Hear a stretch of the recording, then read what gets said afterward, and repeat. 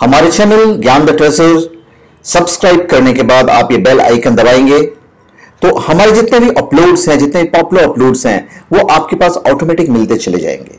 और साथ में आपको मिलेंगे हमारे सारे पॉपुलर चैनल्स जिसे देखकर आप एंटरटेन होंगे। So please subscribe my channel and please tap the bell. Thank you.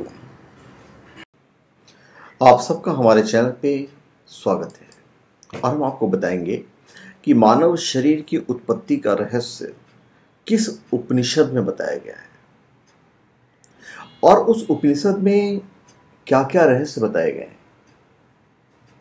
तो सर्वप्रथम तो मैं आपको बता देता हूं कि ऐत्रेयोपनिषद में मानव शरीर की उत्पत्ति का रहस्य बताया गया है। अब ऐत्रेय उपनिषद क्या है? ऐत्रेय उपनिषद एक शुक्ल ऋग्वेदीय उपनिषद है। ऋग्वेदीय ऐत्रेय आरण्यक के अंतर्गत द्वितीय आरण्यक के अध्याय 4, 5 और 6 का नाम ऐत्रेयोपनिषद है और यह उपनिषद ब्रह्म विद्या प्रधान है। यह उपनिषद ब्रह्म विद्या प्रधान है। इसके अध्याय हैं। अब इस उपनिषद के प्रथम अध्याय में 3 खंड है। इसका जो मूल रूप है, जो मैं आपको बता देता हूं, वो मैं बता देता हूं कि इसका मेन जो चीज है उसे क्या स्टडी किया जाता है। वीर्य रूप से माता की कुक्षी में प्रवेश करना, बाल रूप से उत्पन्न होना और पिता का मृत्यु को प्राप्त होकर पुनः जन्म ग्रहण करना। ये जो उपनिषद है ऐत्रेयोपनिषद, भगवान शंकराचार्य इसके ऊपर जो भाष्य लिखा है वो बहुत ही महत्वपूर्ण है।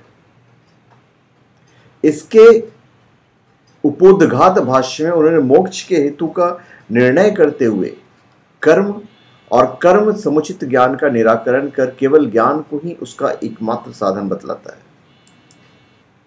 यह उसका फैक्ट है। इसके जो खंड हैं प्रथम अध्याय के, तो पहले खंड में सृष्टि का जन्म है,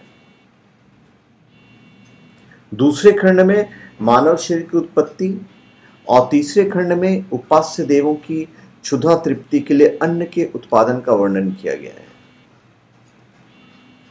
अब प्रथम खंड में सृष्टि की जो उत्पत्ति है वो मैं आपको बता दूं कि प्रथम खंड में ऋषि कहता है कि सृष्टि के आरंभ में एकमात्र आत्मा का विराट ज्योतिर्मय स्वरूप विद्यमान था।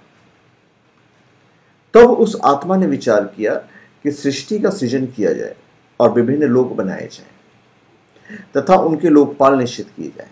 तो ऐसा विचार कर आत्मा ने अम्ब, मरीचि, मर और आपा लोकों की रचना की। धूलोक से परे स्वर्ग की प्रतिष्ठा रखने वाले लोक को अम्ब कहा गया। मरीचि को अंतरिक्ष अर्थात प्रकाश लोक मतलब धूलोक कहा गया। पृथ्वी लोक को मर अर्थात मृत्युलोक नाम दिया गया। पृथ्वी के नीचे जलीय गर्भ को पाताल लोक मतलब आपह कहा गया। ऋग्वेद में आपह को सृष्टि के मूल क्रियाशील प्रवाह के रूप में व्यक्त किया है। वह हिरण्यगर्भ के रूप है। इस हिरण्यगर्भ रूप में ब्रह्मा का संकल्प बीज पककर विश्व रूप बनता है और उसकी इंद्रियों से देवताओं का सृजन होता है। यही जीवन का विकास क्रम है। वेद हिरण्यगर्भ रूप को पृथ्वी और धूलोक का आधार स्वीकार करते हैं और यह हिरण्यगर्भ के रूप में ही आपह के मध्य में जन्म लेता है। अतः सृष्टि का आधारभूत हव्य है।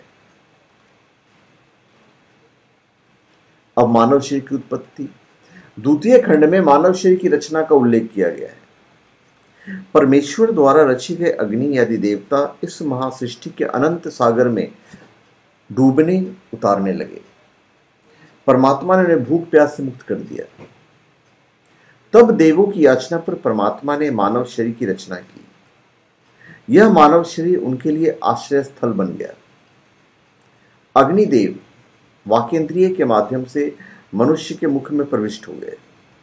वायु ने प्राण रूप के रूप में नासिका के छिद्रों में अपना आश्रय स्थल बना लिया। सूर्य देवता ने नेत्रों में अपना स्थान ग्रहण किया। दिक्पाल अर्थात दिशाओं के स्वामी मनुष्य के कानों में प्रवेश कर गए। औषधियों और वनस्पतियों ने त्वचा के रोमों में अपना स्थान बना लिया।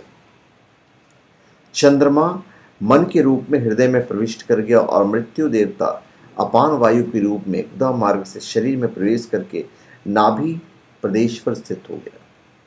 और जल देवता वीर के रूप में जनेंद्रियों में प्रवेश कर गए। तो इस प्रकार ईश्वर द्वारा उत्पन्न सृष्टि के सभी देवता और लोकपाल मानव शरीर पर अपना अधिकार जमा कर बैठ गए। ठीक उसी प्रकार जैसे हिरण्य पुरुष से उनका जन्म हुआ था, मानव शरीर में वे उन्हीं स्थानों पर समाविष्ट हो गए।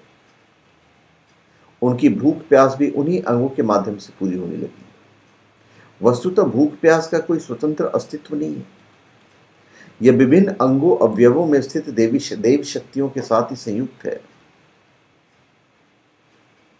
उसके बाद हुई अन्न की उत्पत्ति, जो तृतीय खंड में बताया गया है।